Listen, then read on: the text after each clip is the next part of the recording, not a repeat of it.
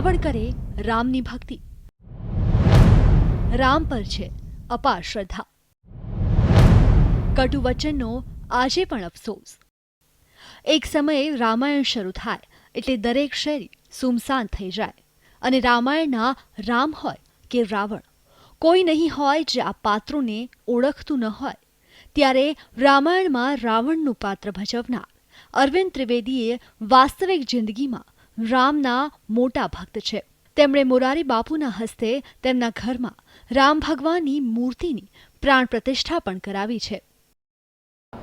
અરુણભાઈને મેં ગઈકાલે વાત કરી કે મયંકભાઈ તમે ત્યાં જ જાઓ.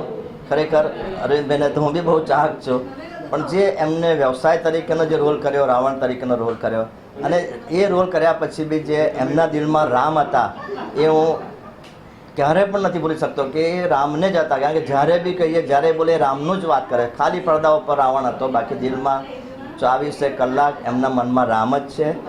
અરવિંદભાઈના ઘરે દર રામનવમીએ ભગવાન રામના જન્મ પર ખાસ પૂજાનું આયોજન કરવામાં આવે છે. ત્યારે અરવિંદભાઈનું માનવું છે કે જે પરિવારના પુત્રને રામ ગણાય, પિતાને રામ ગણાય અને પત્નીને સીતા ગણાય, ત્યાં જ અયોધ્યા અને ત્યાં જ રામ. મંદિર બની શકે જો દરેક રામ મંદિર હોય છે.